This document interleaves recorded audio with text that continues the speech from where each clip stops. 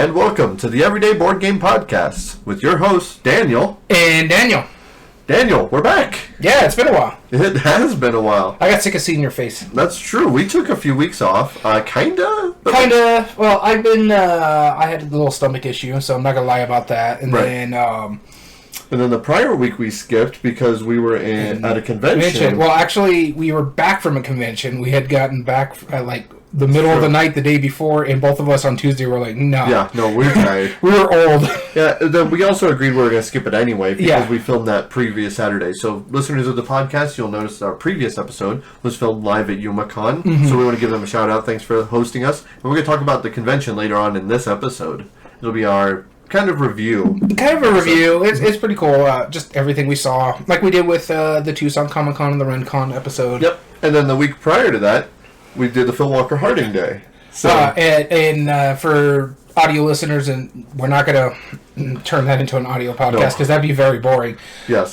For our YouTube followers, I'm going to be cutting that down. Probably, it's just uploading it here and there. I'm probably going to cut it down from maybe one or two games played, and then put it up. And then cut it down again. Yeah, like a highlight of each game or something. Pretty much. Maybe, or just like an uncut from each game. Because a lot of those games are pretty short. Yeah, they were. And then that was the good thing. That was why we were able to play 20-something games in one day. 12, 13 hours?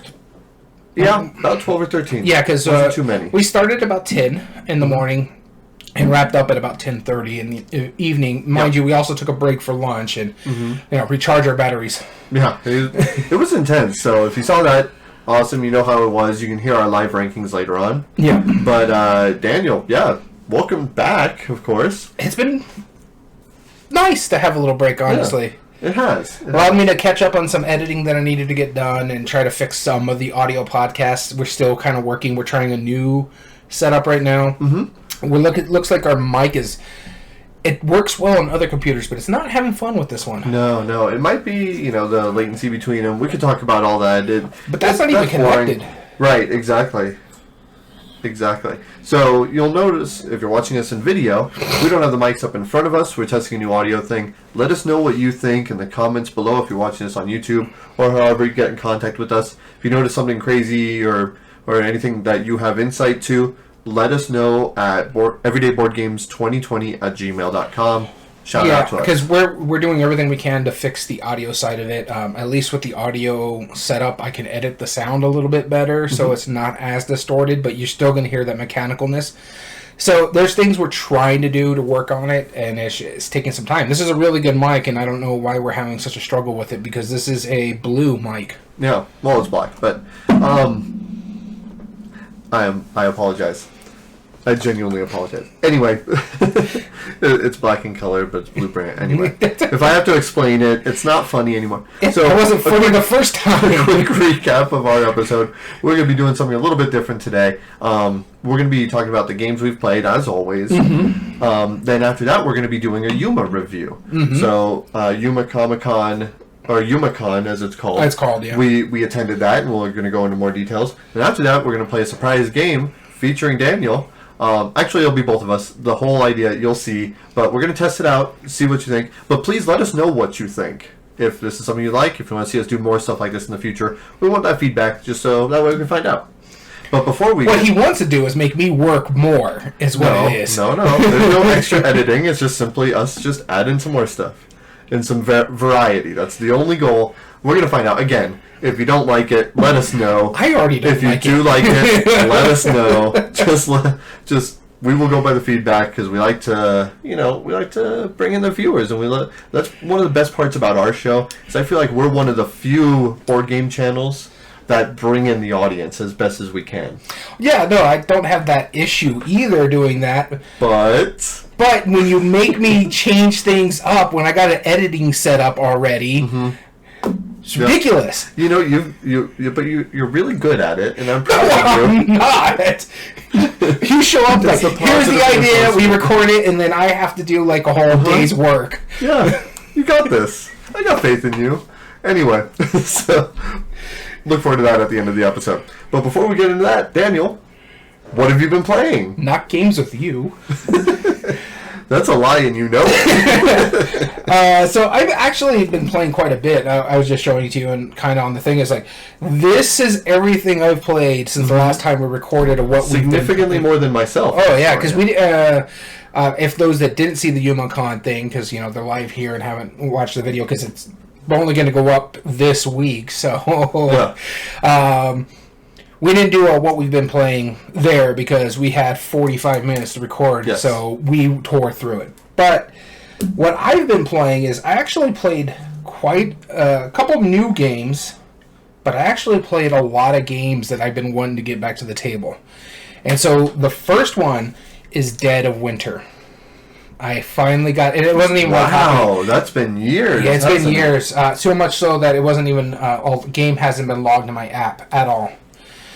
So, this one was my buddy's copy. He found it at a consignment store for $8. And so... Oh, wow. Really? And it was, it's going to stay in my collection because the whole thing is I wanted to get to the table, see if it's going to stay. I have a lot of love for this game. It was one of my favorite games when I first got into gaming. Me and my wife played the mess out of this at 2-player. And when he busted out, I was like, hey, let's try this one. I haven't played it in a while because he remembered playing it, but his wife has never played it. I'm like, okay, yes, because I need to get this to the table for me to try and see what I like. Check, right? And yeah, no, I forgot how much I really do enjoy this game. It's very lucky. It's long too. I think it was like 2.5 hours for us to play a 4-player game of it, and it's just on the basic mode, what they tell you to teach for the first time playing. Bits and pieces, came back to me. And I love the crossroad cards. Those are probably like my favorite thing out of the entire thing because it's like this can take effect or it cannot take effect. Depends on if a certain character is there or someone, say, in a colony or I move one of my characters elsewhere or it doesn't take effect and it just gets put back into the discard pile. Or what we did for the discard pile, just put it under the deck. This way we don't see what it was. Yeah. But man, it was so good. I had a great time playing it, and I'm like, yeah, now I remember why I liked this game so much. Because honestly, if you haven't played Dead of Winter, I say you have to try it once. The big thing about it is there is a possibility of a hidden traitor. Doesn't mean that our game didn't have a hidden betrayer. But 3 out of the 4 of us win, because you have your personal goals and the main goal. We beat our main goal with like 1 morale left. If we dropped a 0, that was it for the game.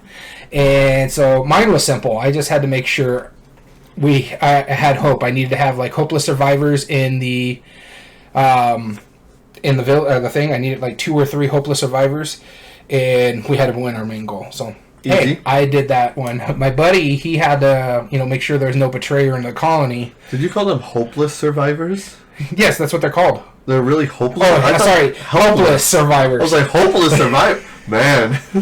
Wow. And there was times where we had to make noise and burn food, just because it's like, oh, and then we had to be like, okay, well, I rolled a 1. I might as well just use this to collect weight. Oh, wait, but I forgot how much that stupid red die was. Yes. We lost 3 people in the colony because my buddy rolled the 1 tooth. And so I'm like, you know what? And I was telling my wife. There's the frostbite. Because the way it works is it spreads the disease, so the person with the next nose influence would get it. So I went to my wife, and so I told her, you know what, take the chance, because she had a really good character, to see if you can save this character. She rolled a frostbite. All right, well, you know what, my option is, because it went to me next, is like, if you had rolled it, we would have saved your character, so take that gamble. I'll burn this character. Just because, just to keep the rest of the colony alive. I'm not going to worry about it. It sucks that I'm going to lose this character, but I already had 2 other characters. And so I just went ahead and was like, try to save your character. I will kill this one to stop it. Okay. So I had to make that decision because it's like, we needed that character because she could just kill like 2 zombies in the colony. Yeah. And so, but yeah, I really liked it because the zombies are there, but they're not the best thing. That makes sense. So yeah, Dead of Winter, glad I got to the table. It's not leaving my collection. Good. That's awesome. The first game I wanted to talk about was a small little press your luck dice game that I got at a thrift store as well. It's called FanDuel, which, I'll be honest, when I first got it, I was like, okay, it's like a couple bucks at the thrift store. It had generic fantasy art. I picked it up just to see. And it was like, and the tagline on it, honestly, was the only thing better than stealing from a dragon is stealing from your friends. So I was like, okay, press your luck and take that? Maybe. Okay. Could be, right? Yeah. So we ended up, me and my game group, we played about 6 games that night, and hands down that was the favorite. Well, I've Easily. seen some of the other games you buy, so... Right, and so the way it works is real simple. There's the components are 4 dice, custom dice, which are actually just big wooden cubes with screen printed images on it. Very simple. It's not really dice, it's just your rolling cubes, but they're big and chunky, so that's good. And then a bag of coins, and there's probably about 80 to 100 coins or something in there. Dump the coins on the table. That's the dragon hoard. You're trying to get as much coins from the middle as you can. Save it in your stash. Most coins at the end of the game wins. So the way it works is that one of the dice has characters and the other one has like dragons and stuff. Okay. The dragon dice, there's 3 of those. It has 3 sides that have treasure chests on it. 2 sides that have a green dragon, and then 1 side that has a red dragon. Red dragon is breathing fire. He's a lot more intimidating. Mm-hmm. Then on your character die, this is the 4th die, and that's all the other ones is, there's 3 sides that have the Fandooble, which I'll explain who he is in a minute. Then there's 2 sides with a knight, and 1 side with a wizard. Okay. So you roll all 4 of your dice, you take 1 coin from the middle, and you put it in front of you as loot, not as your stash, but as loot that you've gained for every treasure chest you've drawn. Okay. However, every dragon, red or green, you set aside. Simple. Mm-hmm. If you ever get all 3 of your dice as dragons, then you're going to lose your loot. Okay. However, if you roll a Fandooble, that one character, he's flipping a coin, you steal a coin from another character and put it in your loot, not your stash. Which you might still lose that. So you're stealing it from somebody else and you might even lose it. If you roll one of the 2 knights, then you get to slay a green dragon, and then if you roll the wizard, you get to slay a red dragon. Okay. So again, these dragons are, the more rare are the red ones, so they're less common to come up, and they're also harder to kill because you need a wizard for it. Here's the funniest catch. If, of course, you roll all 3 dragons, then you immediately bust and you lose whatever in your loot. Okay. If all 3 of those are red, you lose your stash as well. So it is a make or break at that point. It's hilarious. It worked really well. It was solid. Just like sit back, chuck some big old cubes, steal from people. Our friend, he was playing the chaos variable. He was absolutely just rolling to the max, stealing as much as he can from everyone, and then purposefully busting so no one would have coin. Being a jerk about it, and it was absolutely hilarious. Fandooble, I hope they eventually reprint this. I don't think it's been in print for a long time. I haven't seen it anywhere other than picking it up at this thrift store, and I had never heard of it before. Yeah. Awesome find. I'm keeping that forever. Cool. So the next game I'm going to talk about is a game that you and me played. Mm-hmm. And both of us were like, we heard about it. It seemed interesting. We wanted to try it because everybody's raving about it, and our buddy brought it over. And I'll say it outright. If I can find a copy, I'm probably going to pick one up because I really enjoyed it. And this one's First Rat. First Rat. It was awesome. It was really, really good. I really, really enjoyed it. I didn't think I was going to like it, and I liked how he described it. It's like their take on a roll and move because you have a choice. You can move 1 rat 5 spaces, or you can move 2 rats 1 to 3 spaces. But they have to be on the same space. So yellow, you have to be on a both have to be on a yellow, both have to be on a blue, and it's like that kind of didn't make sense to me at the beginning. And then I was like, oh, but I can get this rat up here, and now it's within 3 spaces, and there's a 3 space here. And then also, if you land on a space with someone else's rat, you could pay a coin. You get resources, basically. Just by coin, it's cheese. Yeah, cheese. That's the currency, of course. Yeah, and so you're doing all this stuff. You're trying to be like a ratronaut is what they called it, where you're trying to send your rat to space because they heard the moon is made out of cheese. Which it is, of course. So you're getting like set collection going on here. So you need like cheese to help pay for things. You need tin cans, vinegar, and other stuff to help build rockets. And so if you're saying, okay, well, I have enough stuff here, so I'll build a rocket. The first one up there, you're going to get more points, but everybody can get points there. First one, but they decrease by every time someone goes up there. So if you're the first one to build a rocket point, then it's like 10 points for you, and then 9 points for someone else, and so forth. It goes down. And so the whole thing is you're sending your rats. You got 4 rats total, but they have like 3 different little mini games as well. So if you land on a space, you're having a rat race. So you could either try to move your rat around to pick up special powers, or you can move your rat around to pick up a rat out of the nursery and put him at the beginning, or just move your rat around to get you points towards the end of the game. Basically, you're storing food for the rest of the people that you're leaving here, I think is what it said. Mm-hmm. But then you're also collecting cheese to buy stuff from the shopkeepers. There's like a raven and like a mole or something like that. Yeah. There's like 3 different shops you can go to, or 2 different shops. They give you something special. Some of them will allow you to, when you land on a space, you can collect 2 of that thing rather than 1. And then, of course, you try and decrease your light bulb because it increases your resource stuff. There is so much going on in this game for as simple as it is. Yes. Because there is a lot of stuff going on. But you're also trying to get your rats to the end because the first person there gets the most points. And I think it's like only 4 spots or something like that for the Ratronauts or something like that. Yeah. Really good. The scoring is really simple. It's a phenomenal game. I really, really enjoyed it. And this is probably one of my surprises for this year. Yeah, it was really impressive. Good pick. Yeah, and I can't give it enough praise. Next game I wanted to talk about was a game, the very first Friday, that game group that I had that was in October. I got to bust out the horror games. Oh, yeah. Of course, right? Trust me, I have only one more non-ish horror game. Right. And there was one that I had to bring out because it was on my shelf of shame and I hadn't played it and I'd been wanting to play it for a while. That's Evil Dead 2. I love Evil Dead. In this game, it's very simple. You are basically walking around, you're destroying deadites, trying to find pages of the Necronomicon, moving around. All these items are hidden. There's about 30 different items that you can pick up. But really what you need is those Necronomicon pages. Yep. However, everyone gets a corruption card at the beginning of the game. And you are not allowed to look at it.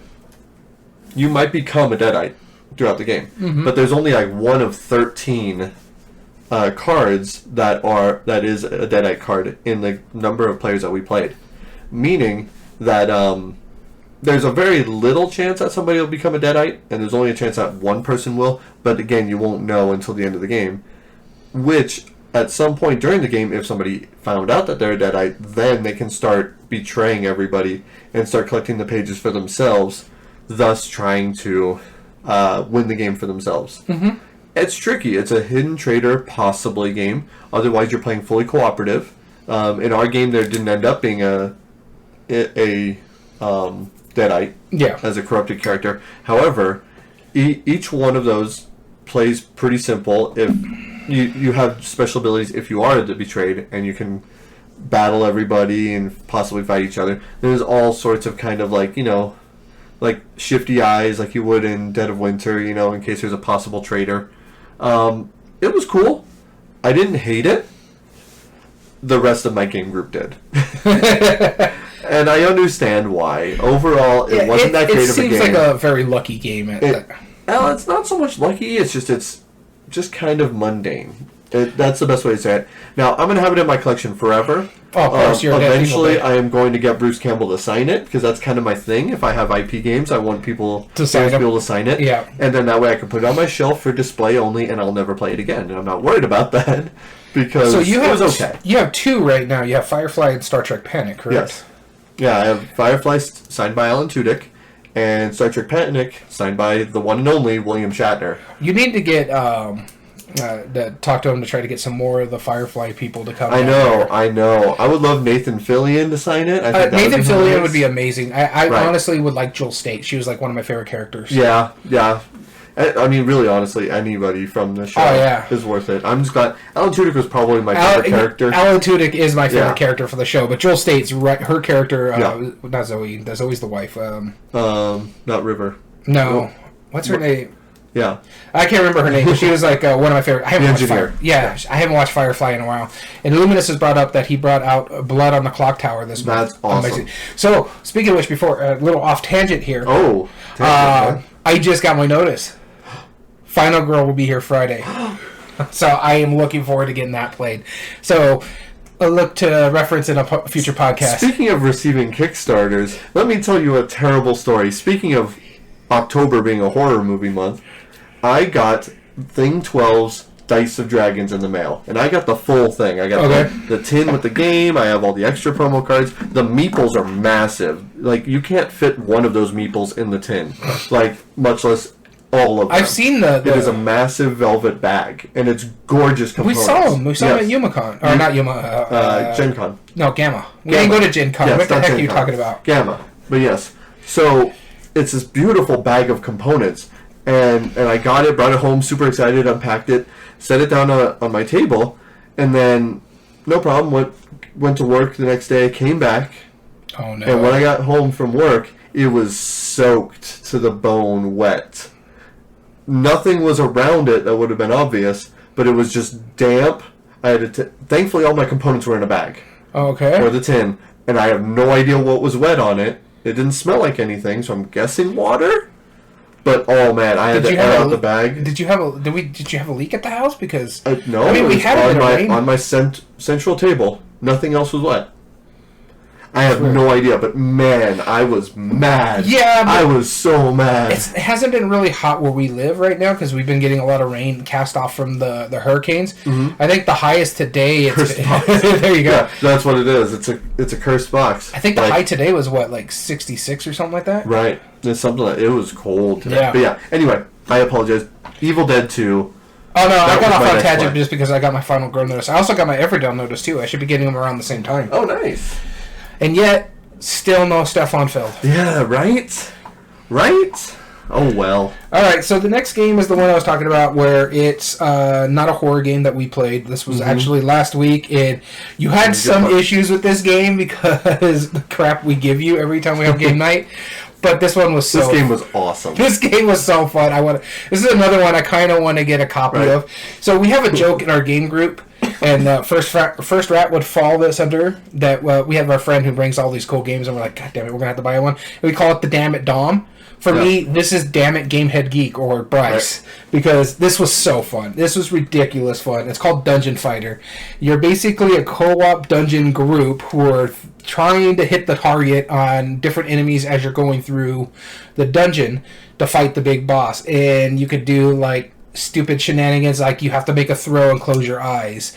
Or the one that you were giving us grief about is that you have to hold your neighbor's hand. That dexterity game. It is so good. There's one thing, and I know it's because it's an older reprint, or it's a reprint of an older game. Yeah. Is where you have to blow the die, and both him and me were like, no, not happening. Not happening. I would rather do a blind throw or just anything rather than blowing the die off of my hand. I just not in the day of COVID. Right, exactly. There was one set of combinations where I had to get like below the table. I had to have one arm on the table, and I had to have my eyes closed. No. You had to be at table level. At table level. Your eyes closed and your wrist sitting on the table to make the throw. So you just saw my hand stick up from the table. And I did probably better than that when I was paying attention. You actually did better with your eyes closed than you did with your eyes open. It was but the shenanigans of this game, just how much we were laughing, it was a good time. I really, really enjoyed this one a lot, to the point where it's like, damn it, Bryce, now I have to go pick myself a copy. I don't know if they're going to sell it in stores. Probably for not the special stuff that they got in the Kickstarter, but I believe it's a Lucky Duck game. I think they did the reprint, so maybe. Yeah, could be. The next one I wanted to talk about was a game from Space Cowboys from back in the day. It came off of kind of like the heels of Splendor, and it has a similar feel to it. It's called Orbis. Orbis is a game I got on a discount, so I decided to order it. Really neat hexagon tiles, except they're kind of elongated, so you can't quite like arrange them perfectly. It's a little weird, but basically the idea is we are all like gods of this like world that we are recruiting tiles to build. There's some weird stuff, but really what it boils down to is that there is 9 tiles that are out at all times, and when you pick up a tile, they'll have a color to them. So like, let's say it's the green tile.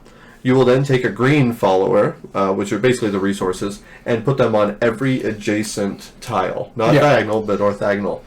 And so those are the tiles that you're going to be taking eventually to pay for the other tiles. And some of them will produce resources automatically. Some will just be worth points. Some will be worth points if they're irrigated, which the blue tiles have to have certain tiles underneath them. The green tiles have to have certain colored tiles surrounding them. And they score in different ways, and it's kind of neat. And so overall, what was interesting about it is that mechanism where the tile you pick up spreads out other tokens for other people to take on their turn.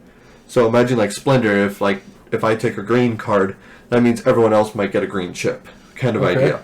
And so it worked pretty well. There was one big gripe about it. On the top there is a cost, and is represented with squares about the size of the letter P on a penny. And they are only colored. So there is a little blue colored square. There might be a little yellow colored square. There might be a little green or red colored square as the cost. And I'm talking like, this is small, like the whole area is smaller than a dime, and sometimes you'll have up to 5 different colors on it. It is not colorblind friendly at all in that aspect. Oh, man.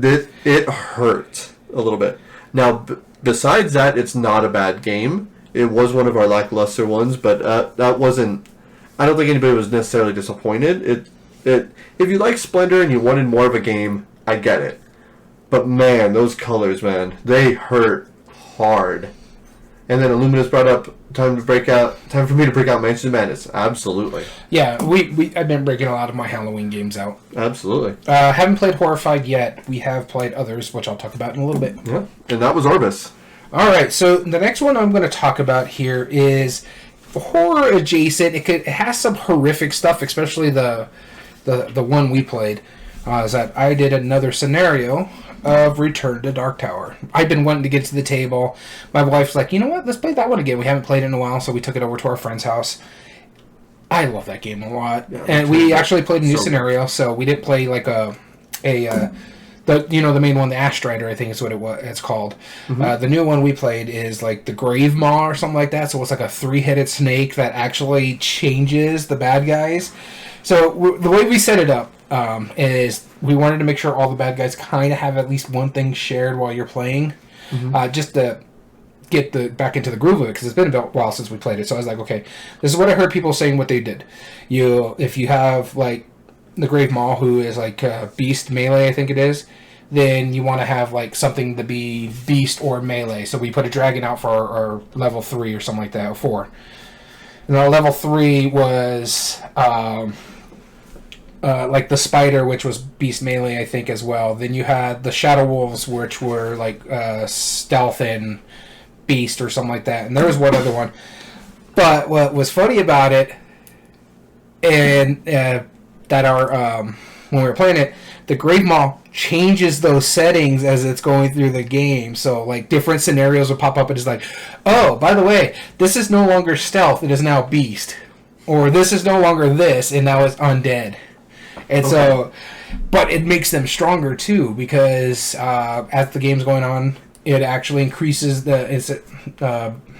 normal, it savages them. They get more crits in their cards now, so they do a lot more damage unless you can mitigate it. Or, in my personal favorite, it gives them special stuff in their decks, like Venomous, and different things. It just makes the bad guys so much different as you're playing it. And I was like, this is amazing what they did with this, because I've only ever played the Ash Strider, and it had its own things that did cool. That's what. But the fact this one is manipulating the monsters on the board, turning them from stealth to beast, or from like something to undead or magic.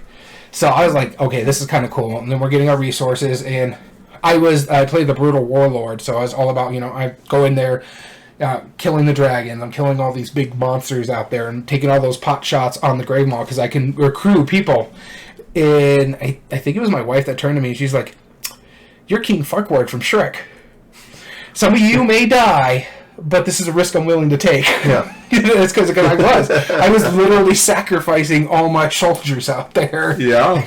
Just to, keep all the monsters. It's like I'm sending them all out there and then I'm like going do my own thing. Which, by the way, is one of the best quotes in all of cinema. Yeah, it is.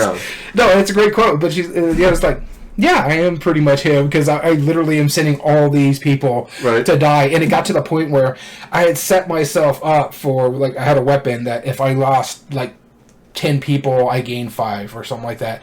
Or if I lost 10 people, I can gain a treasure. So it's like, okay, well, I made this down. I'm going to lose 12 people. You know what? Let's go ahead and put them over here. But I also stacked up a lot of advantages because I had a lot of beast. I had a bow, which was really cool, that I could attack from adjacent spaces. And so your advantages, you had to do it on a space. If you wanted your advantages, you had to do your advantage on a space for you. Well, I got a +2 wild advantage if I'm on a mountain, so I try to set up all the monsters near me, near mountain ranges. So if I'm sitting on the mountain and they're on the grasslands next, I still get my advantages because I'm shooting them with a bow adjacent to them. So yeah, it was a lot of fun. Had a great time with this game, and so yeah, as always, right? Oh yeah, this is like the third game of it I played. However, and we were talking about it when we played it. We did not realize how long we were playing until we were done. Because you can go through the statistics. 172 minutes. Ooh. It did not feel like 172 minutes. That's impressive. And actually beat it just in time. Because if you don't beat it by the end of the 6th month, you lose the game. We were on the first turn in the 6th month. So... Wow. That's almost 30 minutes per month. Yeah. An average turn was 4 minutes. Yeah. That's a lot. But, I mean, it doesn't feel like that. It didn't feel like that. Does a great job of this. In the things like the events that were popping, sometimes they did, sometimes they didn't. I had a great time with it. I love this game a lot. It's probably, honestly, if we did a top 100 again this year, and we've been talking about doing a new one, I think easily it's in the top 10. Wow. If not higher. I like this one a lot. Wow. That's all right. And Illuminous brought up we should be playing Dread, an RPG game that implements the Jenga tower. I've heard many things. I've heard really, yeah. I really like the idea of it, but I don't get into RPG games, right? Because it's tricky. Yeah, it's tricky. I don't have like that. They're not as colorblind friendly when you're going by imagination. Well, there's that too, but it's also the getting into your head. Like when I'm reading a story, it's being told to me, so I can't create my own story. I'm not very creative in that aspect. Sure. Yeah. And see, when I play RPGs, I'm the player that nobody likes because I just make up shenanigans and I just.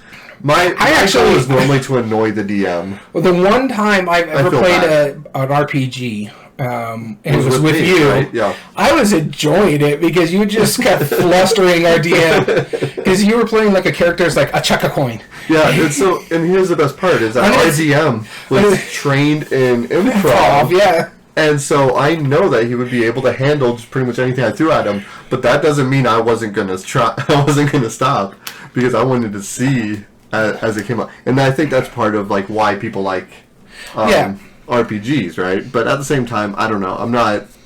I can't play it seriously enough for some like. Yeah, like some people play. Like I know some friends of ours, like Gamehead Geek. Yeah. Our friend Triune, who was the DM at that time, they liked doing stuff like that because they were good at improvisation. And then Gamehead Geek, he just liked it because he always wanted to do an RPG, and he had a group. You need a good dungeon master, someone who can run the game really well. I don't really know anybody about that, and I have a thing, like I need to at least play a game with one person that I know, just because I get a little flustered when I'm with the people I don't know. I try, it's something ingrained in me. Yeah. So... It's hard for me, so... Well, without a hard set of rules, right? Yeah. It's harder for... Like, I can't help but think of this South Park episode where they were playing Dance Dance Revolution, and at some point they just said, like, dancing without a machine telling you what to do? That's stupid. And I can't help but a game without defined rules? Yeah. This is stupid. Because there's another time I like it too. I did an RPG...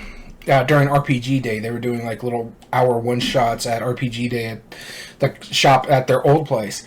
I want a set of Pogs. It's somewhere in my storage here because I had the greatest death because dice hate me. I rolled a crit 1. Yep. Crit fail. Yep. I love crit fails. Oh, man. And that was with advantage. Or just with advantage. No. No, it wasn't. That would be great, though. Alright, so the next game I'm going to talk about, speaking of RPGs, mine is a Dungeons & Dragons licensed game. Huh. Which I recently had bought, and I played it with my wife and kids, and it is not an RPG, by the way. Is it one of the Mayhem ones? It's called Dungeon Scrawlers. Oh, okay. It's not a roll and write. It's a real-time maze. Is this the Richard Garfield one? No. Oh, okay. It's a real-time maze game. You are given a maze that's a dungeon, and you encounter different things in different ways. For example, you always start at the start point. You have a dry erase board and a marker, and you start and you follow the maze through the hallways. If you go through a wall by accident because you're rushing too much, you get negative points, of course. Because, you can't do that. Yeah. You're going through a wall. But, like, a monster, you might have to scribble them out entirely. And then, like, there's certain treasure chests and treasures that you have to outline, depending on what they are. There's artifact pieces, which have numbers, and you have to put them in order of the correct number to score points. And there's a bunch of different ways to score points. Some are like mushrooms, you just get a point by going through them, but they're normally in windy tunnels and stuff. Yeah. And there's, like, 10 different pages. And you pick 3 of them to play, and I was like, hey kids, like, just come try this, like, let's just do the first one and see what it's like. And they loved it, and even my wife, who doesn't play games with me all that often, she was kind of like, okay, this is neat, I like this. I was like, let's do another. And I was like, really? Oh, I mean, don't tell me twice. And we ended up playing the same map, but again, it was a fun little idea. It's cool, and it's not an expensive game. I think it's like $25 or something. It's really not bad. Dungeon Scrawlers, absolute blast. If you like mazes in real time and absurd stuff, it does a great job. And of course, like later on, you can do portals. Each different map does different things. Okay. Awesome game, Dungeon Scrawlers. Nice. So the next one I'm going to talk about is this one is a horror game. It's based off a movie. It's Prospero Hall property, and I wanted to show this game to my friends specifically for this reason, because there's a game you and me are going to be playing here in a couple weeks. I've already decided this is going to be my pick. And this is Fury of Dracula. Yes. Well, and the reason my wife brought it up to me is like, well, why don't we take it to them? Because she liked the idea of, like, we're Dracula. I'm like, because you guys have never played this type of game. Right. And I don't want to be teaching that game because it's much more convoluted than for, like, most of these kind of hidden betrayer games, I guess you can say, is like hidden movement game. Yeah, 4-hour game. And so I was like, I really need to get this off my shelf of shame. I need to get it played. My wife was like, oh, well, why don't you bring it here? I'm like, I don't want to teach you guys this because you've never played this style of game. Most of my friends there, I don't know if you have ever... Yeah, you have played this one. What am I talking about? Fury of Dracula? Yeah, well, no, but I'm thinking about like a hidden movement game. Oh, absolutely. I played one the other day. Yeah, and I'm going to talk about the one I showed them here in a minute, but I wanted to preface this because Fury of Dracula is one of the harder ones. Yes. Because Dracula's playing cards. He's playing certain things while he's trying to run away to get it up to... a certain level. I think it's like 8 rounds or something like that. It's a lot of rounds. But you're playing these cards, you're trying to mature these cards for you to escape the hunters and stuff like that. And I'm like, well, let me take this one to our group, show you this one. It's much, much simpler than, say, Fury of Dracula. And that one is Jaws. Yes. I took that to them, and we loved it. They adored the mess out of it. And the thing is like, they were like, well, you don't want to be Jaws? I'm like, I've been Jaws before. Everybody wants to be Jaws. I want to play as an actual character. Which is a lot harder depending on who's Jaws. Yeah. I haven't played the character before because I've only played this one other time, and I really enjoyed it. That's why I picked the Thresher's hat for today, because I just think it matches up, and it went down swimmingly. Yeah, that's see awesome. What I did there? No, it was really, really good. My wife made that joke, so she said I had to use it on the podcast. And did you get mad at me for the jokes? Well, yeah, I'm married to her. I could throw you out. She claims that. Anyway, keep going.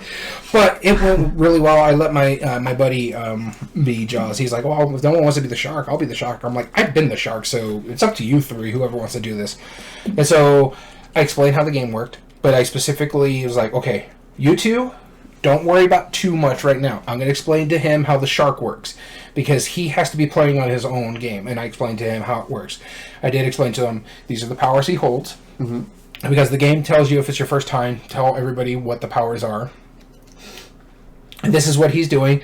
So he's got to be moving on the board, but he's got to pay attention to what he's doing. He can only move 3 spots, but he has cards that allow him to block motion sensors, allow this and that. Yeah. And so then I explained how we played it. It's because that's another thing. It's asymmetric, so one person's playing one way while everybody else is playing another way. And so when we started playing it, everybody started like, oh, this is cool. I like this. The shark player was really, really enjoying it. He's like, I used the power, that kind of stuff. Yeah. Because that's all the information he can give us. He's like, I ate this many people. This is a power. He showed us where he ate the people, but we're not supposed to find him. So we're just sitting there managing, okay, like, well, if he's going over here, then wait, we should stop talking, let him do his action. Once his action's done, then we'll start deciding what we're going to do. What they started catching on is like, let's not share our information until after the sharks move. That's right. And so it went down really well. They had a great time with it. And then so we got the shark after he only ate like 4 people. Mind you, we were using, what's his name? The Hopper. No, Hopper's the boat guy. Like Brody, I think, is the sheriff. He was. My wife was closing beaches, so nobody was hitting on that beach. She's like, "I'm going to close this beach." All right. Well, then he's got to figure out where he's going to go over here. You go over there, drop your fish radar. I'll go over here. I'll start shooting these barrels in certain areas. Right. But what looked like we were going to have a bad turn because one of the first cards we turned over, we couldn't even pick up barrels.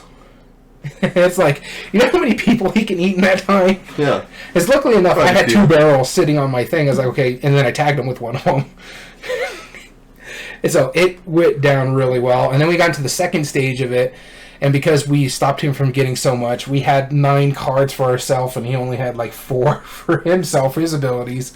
And it was much more difficult for the shark in the second act. But yeah, it went down really well. And to the point where I was like, okay, maybe I can show him Fury Dracula after I play it with you guys. Yeah. Now that they've know what a little bit to experience. Yeah, right? exactly. And the thing is, like, I wouldn't show Fury Dracula to people who've never played this hidden movement style game. There's 2 games I would show. Jaws is one of them. Jaws is probably the simplest one out of them. I've never played Mind Management that Illumin has brought up. I want to. It looks really good. But the other one I would say is Spectre Ops. Emerson Matsushi's version of it is really, really good. I had a great time playing it.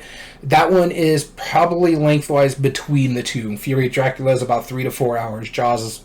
it took us about an hour and a half because teaching them. Yeah. But normally it's an hour game. And then Spectre Ops can between 60 to 90 minutes. Right.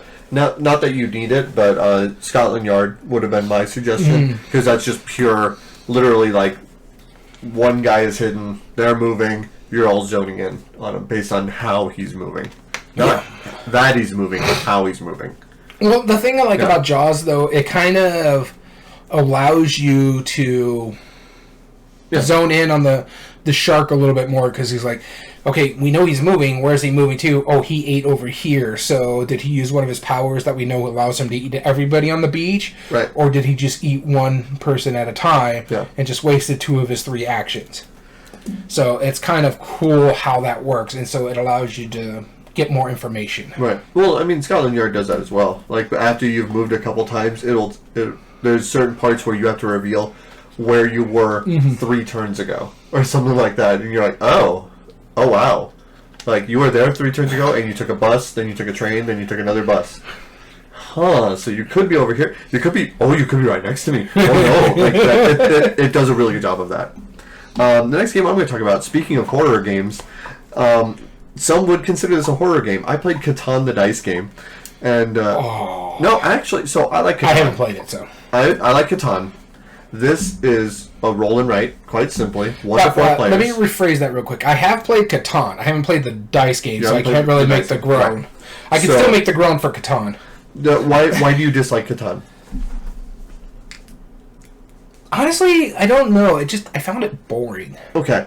Well, this is quicker, so you might not find it as boring. Yeah. I mean, if you don't fundamentally have a problem with the mechanisms, then this isn't bad. There is no wheeling and dealing, of course. It's just a dice game. My only issue, really, for Catan is it's the luck of the dice. Yeah, you could put yourself in different areas. Right.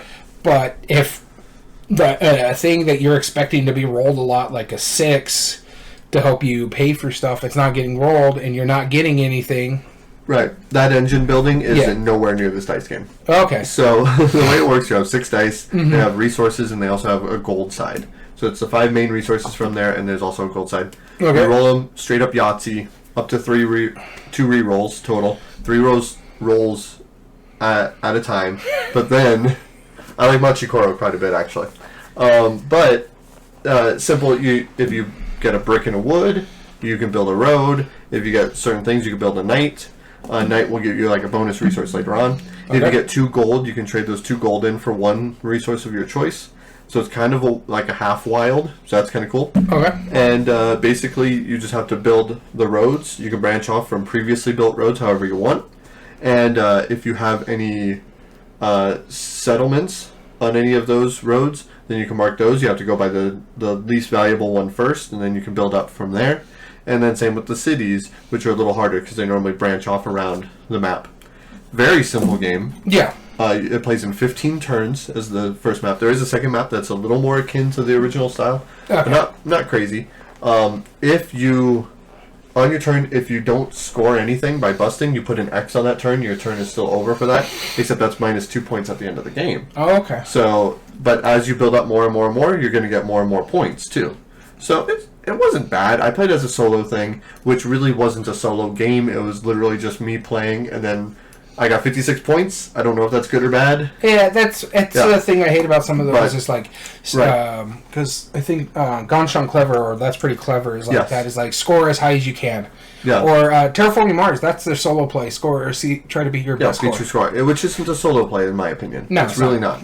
That's. But it was a good way to teach me Terraforming Mars. Right. And that's fine.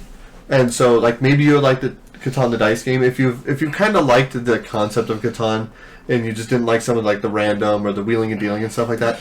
I'll say this would be a quick, easy fix for that, but it's not. Mechanisms, Catans aren't my problem with the game. I just found it very boring.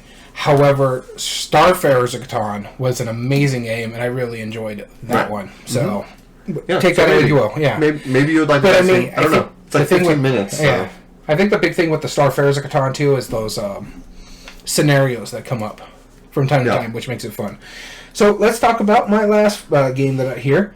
Yeah, so Terraforming Mars, the dice game. Yes. Yes, I backed it. So I probably won't. I started with zombies. I'm going to end with zombies. Speaking of Yahtzee style, run, fight, or die. That's right. I really enjoyed this one a lot. I was a little bummed I couldn't play it because I remember I liked it before. Yeah, no, had a good time playing it. I ended up losing. It's a bit swingy at certain points. Like I was telling my buddy, for what it is, which is fine, it's just that it's lucky to the point where I took more pot shots at the mutated zombie, and I scored less points than he did because he got all the two pointers. Yep. I got 1 2-pointer and the rest were ones. And then he also got some leadership abilities. And then at one point I had a follower who only let me roll 5 of the 6 dice, so there was that issue too. But it was fun. I really enjoyed it. I still had a good time. Like I said, it's very lucky. It's very swingy, but that's what you're going to get from a dice game. I love the fact that you can mitigate the zombies this way. You don't get hits because if you die, you die. Mm-hmm. Player elimination, there's that thing too. We were joking with him before he had to leave that we were going to make him the soccer mom because he was late to game night because he had to take care of your kid was in tennis, right? Yep. And so we were like, yeah, you should play the soccer mom because that's why you were late today. Mm-hmm. And so we randomized it, and he still somehow ended up getting the soccer mom before he had to leave. Yep. So that was pretty cool. But the game was really good. I really enjoyed it. It was quick. The turns were quick anyways. The game itself wasn't all that quick because it's like either you got to kill the zombie or all players eliminated but one, I think it is, and then the other one is if someone finds the end of the line thing.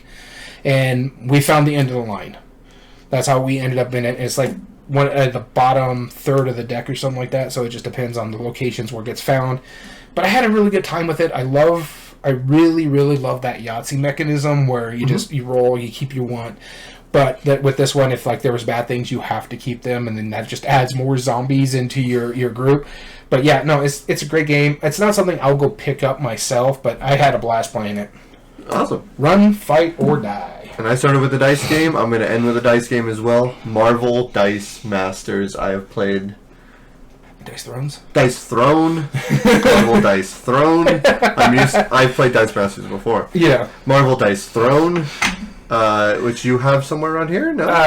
It is... it's down at the bottom there with my other Marvel stuff. Right back here? It's right behind you. Yeah, so Marvel Dice Throne is a Dice Throne version with Marvel, of course. No surprise there. It's fully compatible with regular Dice Throne. Yeah. I have all of the regular Dice Throne, with the exception of the 2 that hasn't been released fully yet, which hopefully will be soon. Oh, yeah. Well, you have it. It just hasn't been out. Exactly. And Thank you, Bio, by the way. You're welcome. and now I have all 8 characters from Marvel Dice Throne, so I can play an exactly epic the game. one we were talking about, Yeah. Santa versus Krampus. Santa versus Krampus, which looks awesome. I like this game a lot. I've bought multiple versions of it. I have the adventure version, which I haven't played yet, but I really want to. It's just a solid game. It's Magic the Gathering meets Yahtzee. Yeah, pretty much. If you like both those games, you're gonna like this. It's awesome. I don't have anything more to say about it. Other than do not play it 4 players. Yeah, I mean, it's really a 2-player game. Yeah, it's fine 4 players. You're just playing on teams. But honestly, for me, it's 2-player game. That's a sweet spot. That's Right. where you should play it. There was one version I saw. It's a King of the Hill. Well, that's version. the 3-player The version. 3-player version, and I like what it does. You can attack either other player you want, but the one who is it, if you attack them, you get to draw a card as a bonus as well. But then you become it. Yeah. So that just naturally encourages people to spread out the No, damage. I actually like that aspect of it, and I want to try to do that 3-player rule in a 4-player game because I think it would work pretty well. Right. I don't think But it wouldn't when you're work. doing the 4-player teams aspect of Yeah, it, it's too long. It's too long. Yep. And the thing is like, oh, by the way, you're a 4-player team. You're sharing the health. So it's 50 points for. It's basically 25 points per player. Mm-hmm. But that's still too long because in the 3-player game, the King of the Hill, I think it drops it to like 35 health points per player. Mm-hmm. So Something like that. Yeah. So I have to try it on that aspect. I really love it at 2. It's fine at 4. It's not great. It doesn't sing for me at 4. Right. No, I only play it exclusively as a 2-player game. Yeah, it's just too long, as our friend Illumina said. Yeah, I agree. But I like the game a lot. Who did you play when you played it? I played it with a patron at our shop. No, I'm talking about the character. I was Miles Morales Spider-Man. That's a good one. Yeah. I really like that one a lot. I had a lot of fun, and he ended up playing with, I want to say Scarlet Witch, and it was down to like, was it Scarlet Witch? I think it's Black Widow. I don't think Scarlet Witch is in this No, one. Scarlet Witch is in it. Maybe.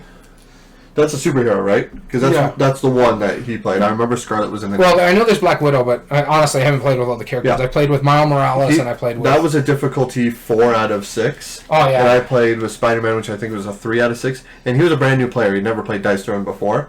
And I was down to 1 life. Or I got him down to 1 life, and he won. And it was a really close, epic game. Glad, and then he ended up going and buying a copy right then and there. So it's really good. It's not super expensive either. No, the 4 players is about $50. And what I like about it too is Dice Throne is a great game by itself. Yeah.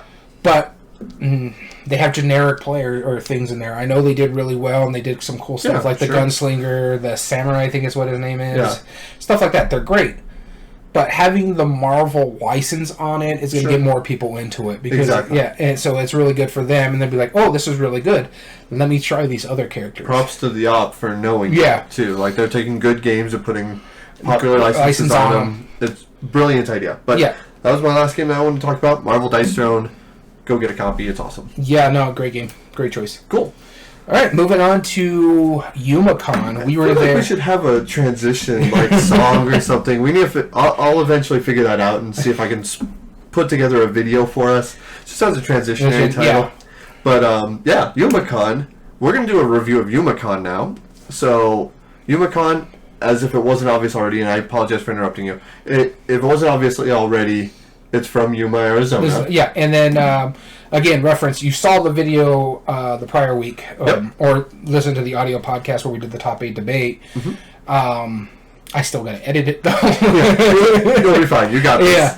But we were at Yuma we did a live show there as well as all the other things, and so what we're going to talk about is just the entire trip. Yeah. Because that was a blast. It was 3 of us. It was you, me, and your business partner Jim, our mutual friend Jim. Yep. Because you were going there for your business. That's right. So I co-own a business called Clue to You. We are a mobile escape room business, and they saw us at a different convention and decided that would me and you. Yep, that you and me were running, and they thought it'd be a good idea. This was our first convention where they paid us flat, and we ran it completely free as an attraction, which we had never done before. And that was the best thing to do. It was fantastic. Because one of the big problems with charging per person is when people buy tickets to go to an event like this, they very rarely spend more for additional events. Yeah. They assume that it's included with it, and that's a little tricky because we have to, pay for us to be there. Yeah, and you have to justify make that some whole money, yeah. thing. And the props to YumaCon and the event coordinators for it is that they wanted us to just be as an attraction. So they were like, how much does it take to run it as an event? Run as many as you can, and we agreed to bring in both of our experiences, our pirate themed and our conspiracy theory themed. And we had this big, beautiful booth. It was partitioned in the middle, and we had one experience on each side of that, and we had a sign-up sheet. Come sign up, first come, first serve. Come run the escape rooms. Fantastic time. And what's nice about that too is that for you to do that, I had to be there to help you guys no matter what. And the thing is, we're doing a panel. This way, you guys don't have to worry about stopping what you're doing, watching the players, and then going taking care of like people who are trying to sign up. I basically ran the booth while you guys ran the thing. So exactly. It just made things so much easier to go by, and it's just I had a blast just doing that. I didn't even have to run any of the things, and I just had a great time. You were a wonderful volunteer, and it was appreciated. No, but I'm just sitting there like I enjoy talking to all the people, explaining all the things. Why'd you move that over? No reason. Okay, that's so weird, but sure. But anyways, it was a good time. But starting off with, it is a smaller con in Yuma, Arizona. What's really interesting about this con, though, when we were talking about it, is that it's run by the city. The city is what brought everybody in. So it's the people that work for the city is like, hey, let's go out there and do this. One of the people that got us in there, they found us at the Tucson Comic-Con. Yes. While we were sitting under the stairs like gremlins. And so I thought that was pretty neat. They're like, okay, we want you. And it was funny how that worked in that aspect because she's like, this is an escape room and it's mobile? That's kind of cool. And then you're like, oh yeah, and me and my buddy over here do a podcast too. And they're like, wait. Hold on. And so the fact that not only did we get your business set up over there, they actually helped you with a city business license as well to take care of that. Then we did a panel too. So, which was our first live episode for our podcast. Yeah, it was kind of great, crazy. Yeah, it was good fun. And so let's talk about the drive. We went on a Friday. It is a 7.5 hour officially drive from our local town in southern New Mexico to Yuma, Arizona, which I found it is almost the exact same amount of time from here to Puerto Penasco in Mexico. Yeah. Anyway, so found out that's almost the same. And it's not bad. It was great. It was a fine drive. We got to stop in Tucson. Yeah, we had lunch in Tucson. We went back to the Guadalajara Grill. Grill. The food was good. We were a little sad because they didn't have the salsa made during lunch hour. Right. They have table made salsa. They are not a sponsor, by the way. Yeah. We were very. We talked about this on our Tucson trip. They do tableside salsa. I guess it's for dinner. Yeah. I'm assuming. And we were a little sad that when they brought up the cup of salsa, and we're like, but I see the cart right there. Like, can we make it? Like, it was so good. Like, don't get me wrong. The salsa wasn't that bad. It was better fine. fresh though when they made it like right. Yeah, there was something like it was worth writing home about. Yeah, exactly. We absolutely would have. The food was still great though. Yeah, and then we went the rest of the way. The tortillas though, man. When we got there, I remember the entire time leading up to this convention, we were just struggling to find anything that we could think of to do. And there was multiple people I had met from Yuma or had spent time there, and I'm like, hey, like, what's there to do? And they're like, there's an Italian place, like, downtown. It's pretty good food. Yeah. That's about it. And so we were kind of like, man, we're just going to, like, show up and be bored, probably. And part of me was thinking is like, well, at least we got hotel rooms, so I can go sleep. Yeah, we can go sleep. I guess we'll be well rested. And then halfway through the trip, I was like, man, all we're going to be doing is running our escape room for the convention, and then nothing else outside. Hey, wait a minute! And I immediately went, hey guys, let's see if there's an escape room there. And so halfway through, we started researching. Turns out there is an escape room downtown. Yeah, near where the Italian place was. Yeah, near where that Italian place was. Which, by the way, we never ate at. No, we didn't. I've heard great things, but the only time we had a chance, there was like a 25-minute wait, and we didn't have a 25-minute time. No, and it's funny because when we go down there to do it, first off, we check into our hotel room after we find it. Bought the tickets while we were on the road for the escape room. Okay, we're going at like 7:45. Yeah. And so we get to the escape room, or to the hotel. We're like, okay, well, we might have a little bit of time. Maybe we can go set up at the con. We run into someone else who was there as a guest of the con, and they're like, hey, are they still open for us to set up? Well, they were about 10 minutes ago. We had just missed it by 10 minutes when we pulled in. Yeah, it was that long drive. But, it was all right. So we ended up going to do the escape room. The hour and a half at getting food? Yeah, we spent about an hour and a half getting food, right? No, it was good fun. But when we got there, we stopped at a place real quick to grab a snack before the escape room called Loot's Casino. And it's not an actual casino. I guess it used to be. It used to be a casino. It's like one of their historic areas. Yeah. And it's downtown. There's a lot of cool historic areas there. Yeah, it was really neat. We went there. Great environment. We're like, man, we're coming back here probably tomorrow. Yeah. Let's had a milkshake there. It was really good. Yeah, the milkshake seemed good. The food seemed nice. I just needed water. That's all. Yeah. Because it was really hot in Yuma. Of course, right? It was ridiculously hot. Was it that day that we walked around downtown, or was it? Yes. Yeah. So before we went to Loot Casino, we decided, you know what? Let's just walk around downtown, see the different things here.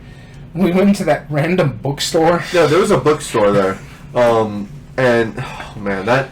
It was so weird. As soon as we parked, like there was an elderly person in the back of a truck with piles of books, and he just looks at us. None of you are doctors, are you? And we just look at each other like, do we look like doctors? I mean, I technically was an EMT, but yeah, I don't know. Like, he was like, oh, I just bought a bunch of medical books to sell. We're like, cool. Okay. And then we walked in, and then he followed shortly after. Apparently, he owned the bookstore. Like, okay. All right, well. Then we noticed one problem with the bookstore. Cash only. Cash only. So it was like, okay, well, all right, we had cool. some cash, it's fine. And then, so I looked up, and I found a couple of board games, and they were just like charades. Yeah, there was. Nothing too crazy. Yeah. And I asked him, I was like, sir, I saw those ones, but do you have any other board games? Because sometimes used bookstore will have it. Yeah. And he just looks, and he was like, I forgot I had those. I was like, okay, well that answered that question, didn't it? It was so not to detract from the story. It had some really cool stuff in there. It had some really classic. Yeah. We won't say the name of it, but yeah, I don't even know the name of it. I do. Okay. Yeah. So I'll remember it. It was just. It was a bit in disrepair. It kind of looked very dusty. Well, no, it was not just dusty. It kind of looked like, the best way to describe it is a hoarder's house. It is not trashy per se, but there's just stuff everywhere. Yeah, there was multiple shelves you couldn't get to. Yeah, you literally would have to go all the way around and then come around a different section, and then even then you couldn't get to the shelf like behind all the other stuff. And there's just boxes everywhere. Had some really neat books. Had some decent DVDs. Nothing that like I could buy because I didn't have cash on me at the time. I'm like, okay, this is cool. And then the further back you get, the more like stuff looks like it's falling off the ceiling. Yeah, there's cobwebs in the everywhere. books. Yeah, there were spiders in a corner. Yeah, like literally from one bookcase to another bookcase, there's a big giant spider web. Yeah, with and it's like a daddy long leg. It's not something dangerous, but it's fine.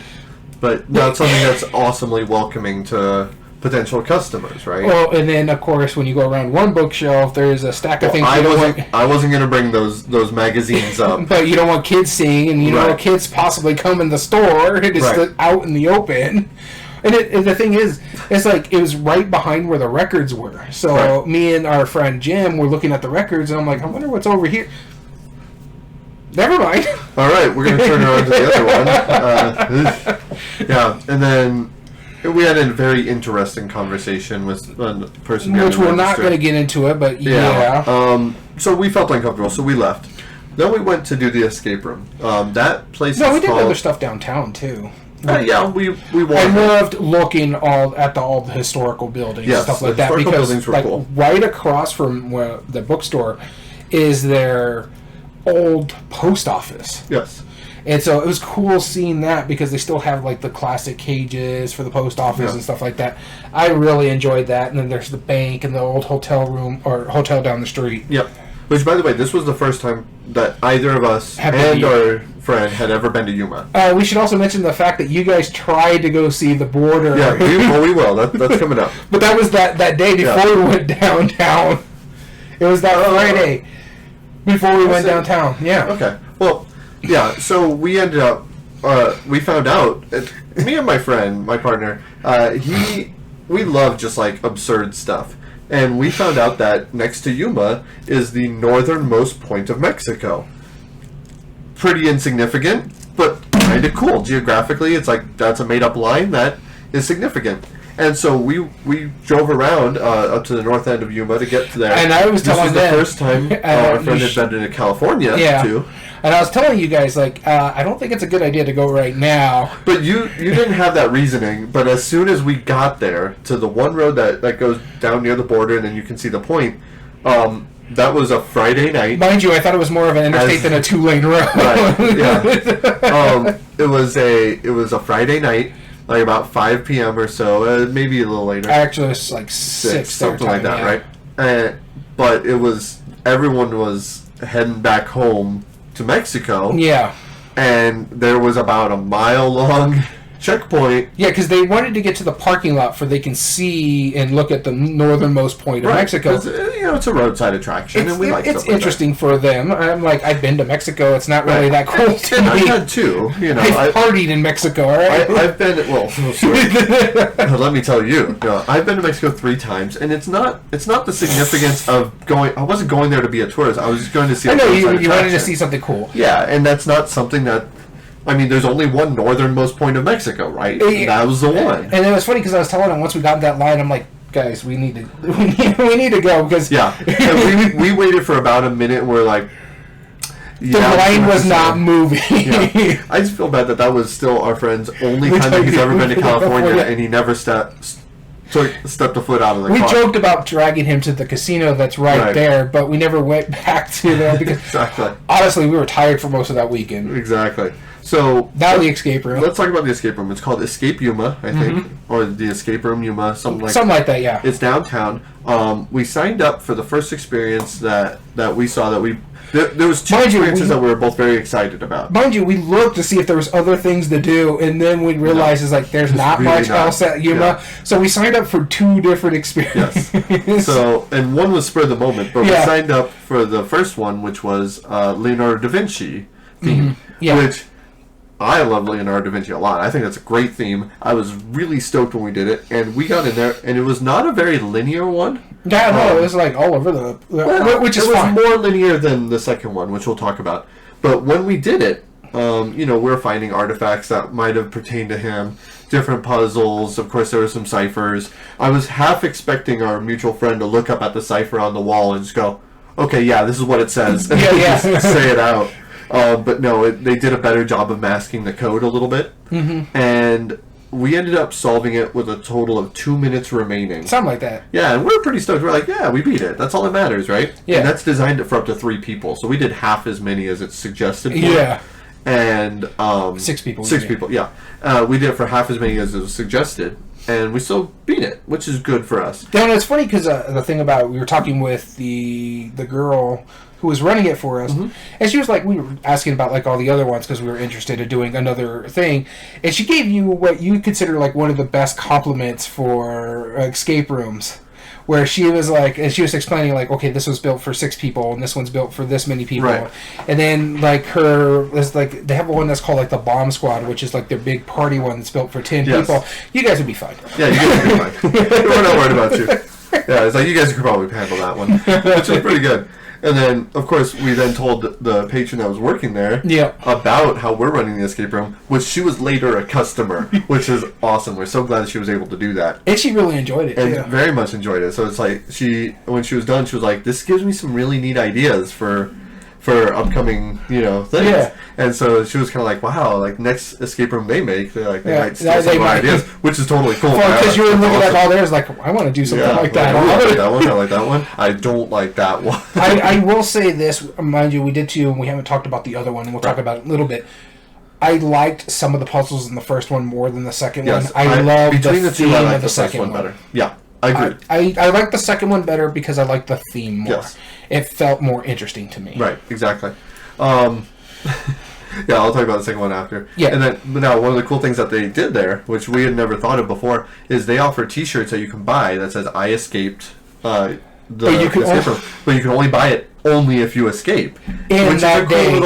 And that day, yeah, like as soon as you're leaving, that's the only time you're allowed to buy it. Which I like that idea a lot. And so I bought one. Yeah. And so I did our tried. mutual friend. Yeah, they didn't have your size, but, Well, one, they didn't have my size, and then I was like, okay, well, I'll just buy one and let my wife use it as a sleep shirt or something like that. They didn't have that one either. Yeah, exactly. I think you guys bought the last two. Probably. We were, other than like a youth. Yeah, small you or something. small. Yeah. So, oh well. But I like that idea. That was fun. Yeah, and they did some things that were a little different too. But overall, very positive experience. Oh, great. Let's jump forward now To Saturday. to Saturday. We woke up nice and early, got to the event center, unloaded our stuff, loaded up, got the hall ready. Mind you, don't forget about all the crap we were giving each other, and then our fight with the ants in that morning. Oh no! Yes, So There was a freaking colony of ants. So we go to bed. We park under, what is it, oleanders or something like that? something I Some don't bush, know. because they're having I like don't some know sort of foliage. construction. Sure. The thing about There's like a big storage YumaCon unit. put us up in the hotel, so Yeah. it was a nice hotel. It wasn't anything bad. Yeah. It was a Best Western, really nice beds. Yeah. But they're doing some construction there, so there wasn't a lot of parking space. So Yeah. where we were at, and our other friend, because we also paid for an extra room, Right. he was at a different part, not that far from us. Yeah. But all right, well, we dropped him off, parked the car, and had to park to our a little rooms. bit away from us to go to our rooms, go to sleep. Nothing big. Yeah. Nothing that you would expect anything to happen here in New Mexico. Yeah, they go and decide to give us Foreshadowing. some nice breakfast. They had like a little nice breakfast. Mm-hmm. We're like, okay, this is great. We got fed. We're ready to go. Yeah. Ready to Our go. mutual friend goes back to his room to get everything ready because we left all the equipment in his room, Mm-hmm. and we're going to come pull the car over. Yeah. First thing we do, we get in the car, and both of us are like, Wait a minute. The dashboard is It's moving. moving. And there are hundreds of ants all along the inside. They found every opening and every seam. oh, it was ridiculous. It was crazy. It was literally a colony of ants because we found the queen. Yeah, exactly. And we found it. You killed it. Yeah, I And then- sprayed it with... And thankfully my wife had, because we were using my wife's vehicle, she had mosquito repellent. the cintronella, yeah. And so I was like, well, I don't know, let's try it. And I just sprayed a pile of them and they died. So I'm like, okay, good enough. We're going to fill the car with fumes. We're going to wait. Hundreds and hundreds of ants. To the point we were still getting a little bit here and there. I found one the other week, like a week after. There was at least one or two that I found in the car. Oh man, it was ridiculous. And so we were stressed at that point. Yeah, we were like they kept popping up out of nowhere. And my friend, he starts complaining, our mutual friend, he starts complaining, he's like, well, I don't think you're supposed to spray this stuff. I'm like, dude, would you rather have ants? Like, say what you will. I don't care.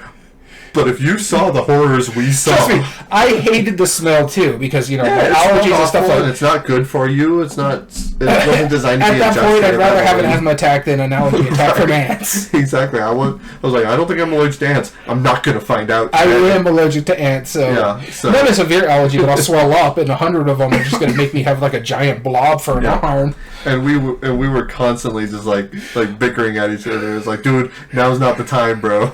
I will run this car off the road right now. We had our windows down. It helped with the smell. And I think a big part of it is that him and me didn't have our coffee. No, but speaking of coffee, we ended up going to Dutch Bros, which is the one that we all mutually agreed on. On that intersection, there is a Dutch Bros, a Starbucks, and a Dunkin', all on the same intersection. Yeah. Within spitting distance of each other. It was amazing. And we had very, very friendly baristas. Yeah. I guess They're bro-ristas, I think. they're Dutch Bros. barista. Yeah, regardless of what they are. Yeah. They're genuinely nice people. Their tea is awesome. I like their tea a lot. I found that their cold brew is really good. If you ask for no milk in it, just get the soft top. Yep, good stuff. So, we just love the humor in that.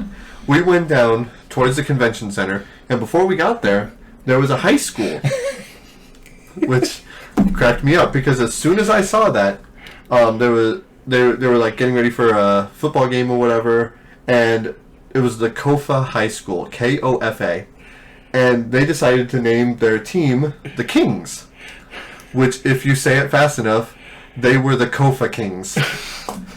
Please don't demonetize us, YouTube. But Kofa. We're not even monetized. We don't have to worry about that. We just don't want them to suppress us. Yeah, the Kofa Kings. And I couldn't help but think, okay, you guys know what you're doing. Like, who approved that But the thing without is, saying it out loud? From everything I've seen at other places where we were, they've been that name since like the 60s and Yes. 70s. Yep. So, Yep. So they knew what they were doing, and that's been a long-running joke. so my thing is, I don't know if it's pronounced Kofa then. Yeah. I mean, it's funny, don't get me wrong, but they might pronounce it like Kafa or something like Coffee, that. yeah. Sure. Could be. It's still funny. I don't care. And we never asked people, so... Yeah. The event center that they had, it was a pretty nice It's event center. their civic center, yeah. Yeah, not too bad. Right next to a golf course and a baseball field and a really nice park. Yeah, good location. Because that park, where we were driving by, it had like the whole... Where it's like a walking trail, and along the walking trail, there's all the exercise machinery and stuff like that, yeah. So it was a good general time. It was hot. I think it was 100 degrees out or 99. We were inside all the time, so it didn't matter. Yeah, no, it was a nice. really, really hot time. I think we hit triple digits all 3 days we were there, or close to it. Mm-hmm. In October, by the way. Yeah, the first week of October. Yeah. So it was ridiculous. But what was nice about it is that when they were letting you set up, they let you, hey, just park there, bring your stuff in, and just park. And so, but...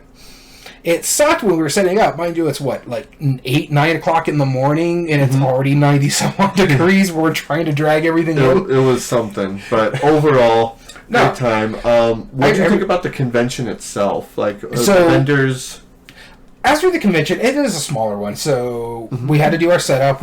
After we did the setup, we did the whole walk around because everybody else was setting up. 4 or 5 aisles at most. Yeah. I really like the people that are around us, at least the ones across. We talked to them towards the end of the day. They're really cool. Virtual reality. Yeah, group. they did a virtual reality, and they're going to be setting something up downtown, apparently, from what I was talking to them about. So check them out if you're in downtown Yuma. They're really cool people. As well as, there was some really cool stuff there. It wasn't as big as like the Tucson Comic Con, where you had a lot more interesting artwork. I really liked the people that were behind us that did the custom shadow boxes. Yeah, those were really nice. Yeah. I was tempted to buy one, and then it was sold by the time I went around to see if there was anything I want. I wanted to get the Donkey Kong one. Yeah, that one was cool. Yeah. Overall, like, there wasn't too much that I really wanted to buy, just because I don't tend to buy stuff at the conventions. But I did see a board game there that they were advertising. Yeah, that was neat. The bad guys. The boys. The boys, yeah. The boys, the board game, I guess, is based off of the comic, not the show. Yeah. But I guess they're so similar. The show is pretty much off the comic, too. It looked fun. I read some reviews. It seemed okay, but overall it seemed like a fine deal, and they genuinely nice people who were running the booth, so that was cool. What I found interesting is and it's not a knock to Yuma, they probably don't have a big thing there. We're a board game podcast, so we do have to talk about this, is the persons that they had to run the game room itself for the board games and stuff like that. They weren't selling board games there. They were just having like Magic. They had Yu-Gi-Oh cards. They had Pokemon cards, and some pops. There were a few booths that we did see that had stuff like, there was a couple board games. Yeah, but mainly stuff like Flux and which is fine. I mean, the people that were running the board game room weren't selling board games, which is concerning in the sense I never really got to go look what was in the board game room. I went once and I saw only like a couple small groups. And it was interesting because they had like a bunch of tournaments advertised. One was a Pokemon tournament, and the other one was a Magic Gathering tournament. And there was a board game tournament, but we couldn't find out the information what board game was going to be the board game tournament. So it was that was probably, and mind you, this is not a board gaming con, so you can't expect too much. But I mean, Tucson Comic Con did really well in that aspect. I've seen other cons. El Paso Comic Con does well because they get Game Vault to run theirs. Yep. So it's just like, I understand that they probably don't have like a big community out there, but it was a little bit disappointing for me as a board gamer. Yes. Yeah, I agree. But overall, the convention seemed to be pretty well received. We had more than 58 people, I think, attempt the escape rooms. Only about 25% of them won, maybe, depending on about average. It's about average. Okay, I do have to make mention of this one thing, though. That one group of little girls, the middle schoolers. Yeah, there were some middle schoolers that played ours. First off, they were adorable. They were funny. They made me laugh every time they were there. Yeah. They tried your hardest one first. Yes. And they immediately signed up to be the first ones your next day. Which was awesome, because they didn't beat it, but they weren't discouraged. So bravo to them, right? And the fact they're like, well, we're going to be back here the next day, so they're like, can we sign up for next tomorrow? And the very first one. Yeah. Yep. For the other one, because the The Yardbeard, which is your pirate-themed one, is 6 players. So they had 6 players then. And then the next time, they had like the 4 players for the briefcase. Yeah. Yeah, no, they were funny, and they were actually, they weren't even like board game fans from what we could tell. Yeah. But they were some of the people who showed up to our podcast last time. Yeah. And they were kind enough to Google board games for us. Google board games and then vote on So if which one the you artist hear was. us where in the part of the podcast where he's like, Google it. You Google it, you see what I mean. And then we need your opinion on it later. Because it's all subjective. And they're like, oh no. No, it's not good looking at all, sir. It was really a funny interaction. And then their guardians were pretty cool too. Yeah. I met one of their grandmothers, and they were super cool. Yeah. And then afterwards, at the end of it, it was hilarious. They volunteered to work for our booth the following year. I'm like, we're creating escape room fans. Yeah. I love this. Yeah, it was really cool. I wanted to give them a little shout out. Yeah, absolutely. So if you're listening to the podcast, I don't know, you middle school kids, you're awesome. Yeah. Thank you for joining us. There's a shine up sheet with their name on it, but I can't read because of 58 people. Yeah. We saw 58 people that day. Well, we saw a lot more than 58, but we directly interacted with 58 people. And next thing I want to talk about was we talked about the cosplayers. We talked about our neighbors. I really, really enjoyed the people that were right across from us and right behind us. Mm-hmm. Especially towards the end of Sunday, just talking with them for like the last hour or so, which was really nice because it died down. We talked about cruises and everything. Yeah. Just had a really good time about it. They were really cool people. I don't know what else to talk about on Saturday other than after the con. Yeah. After the con, I mean, we finished up at about 6 o'clock. Yeah. We took down what we needed to take. Yep. We immediately ran downtown to, yes, on Saturday, let's talk about one of the events that happened. Anybody of you who play escape rooms, please do not tear pieces off of the... Oh, yes. Oh, my God. We had somebody, and I won't name names or anything because I don't remember. Yeah, but they... One of our... I have never seen theory Jim... He was so meaningfully upset. I get why he was upset. I've just never seen him that upset before. No, neither had I. That was scary in a way because one of ours is in a briefcase, right? That's not too much spoilers going off because we show that off. Well, it's called a briefcase. Tore off part of the inside liner, looking for a prop, and straight up picked up. And then he told me the interaction with them after. They're like, yeah, about that. Hard. Sometimes I get too excited. Ha ha ha, silly me. Yeah. And never apologized. And we're like, you're a monster. Bro, they even tell you, I've ran the briefcase. We even said there are things you don't have to force open. Yes. Yeah. If it doesn't come off easily, it's not supposed to come off. Yeah. And so we had a frantic night of running to Home Depot. Well, that was after. After the escape room, but we had to run to Home Depot and we had to find out what could glue fabric to metal. Aluminum. Yeah. Not just normal metal. Aluminum. Apparently, there's a double setting epoxy that works quite well, and that... Bravo to the company that makes that epoxy. I never thought that was possible to glue fabric to aluminum, but we found it. I also did like his jerry rig because I was telling him we're probably going to need clamps to get it down there. And he sends us his picture late at night, after he's figuring it out. And at first, he was kind of propping stuff up at an angle, and then he just sent us a text that said, "Shh, don't tell anybody." And he's using the hotel hangers, the clips that are on it, to clamp it down.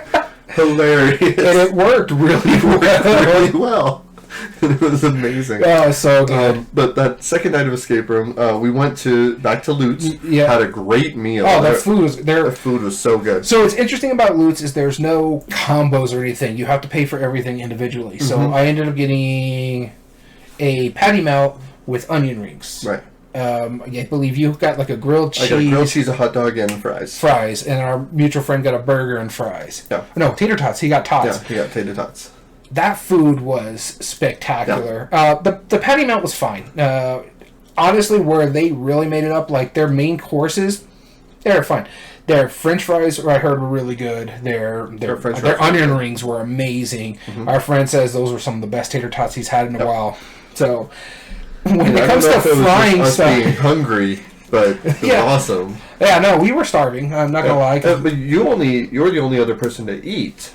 that whole time, and you had a bubble waffle. No, that was Sunday. Oh, never mind then. Yeah, it wasn't on Saturday. But none of us really ate. No, none of us ate on... that whole day. Yeah, because we didn't even find the mind you, we were still full from breakfast, too. Because that breakfast in the morning...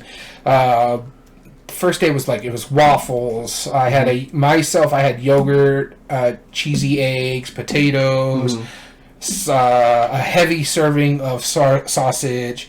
So, yeah, we had a lot of food, and then plus the big coffees and stuff like that. So I wasn't hungry till, like, towards the end of the con. And when we went to Lutz, right. I didn't even finish my food. No. I was hungry, and even then I didn't finish my food because they give you a heaping serving, and it wasn't super expensive. Basically, the price I paid for my meal is a combo at, say, like Denny's or something like that. Yeah, it wasn't bad at all. No. Yeah. And then we went to do the second escape room, which was Prohibition themed. Oh, and that one was fun. Though my one gripe about that one is just it didn't have a variety. It was all just like locks. Yeah, there was a lot of, and it was less linear, which they had warned us about, which is fine. There was, it always cracks me up whenever I do this, because me and my partner have done enough escape rooms that every once in a while, this same event will happen, where we will solve a puzzle, and we're like, okay, cool, we got this answer for this, and we set it down, write down the answer for it, and then we solve another puzzle, which tells us how to solve that one that we had already solved. Yeah. And I absolutely did that. We did that twice in that one. Yes, I found one. I was like, okay, cool. This is 058. Ready to go. I'm just making up a number. I don't know if it is. Well, it dealt with like, okay, we got that done, and then you're like, okay, this is the one we just did. So and then I was like, okay, and this tells me to do exactly what I did. All right, awesome. Set that over to the side. I will say this about what Yuma did, the Yuma escape room. It was neat because I've only been in a few, but not a lot of them have it where it's like there's a basket over there. You're not going to need to reuse some of these things, so just put them in the basket. Don't worry about them. Yep. And as a good rule of thumb, that is something that is highly recommended because I've been in some where they had pieces falling on my head. Right, but then again, a lot of places don't reuse stuff, and they did tell us like once you unlock a lock, you're done. Yeah, that lock's done. So we put it aside and it's like, all right, cool. And we're pretty organized when it comes to stuff like that too. Like you noticed, you had never done an escape room with.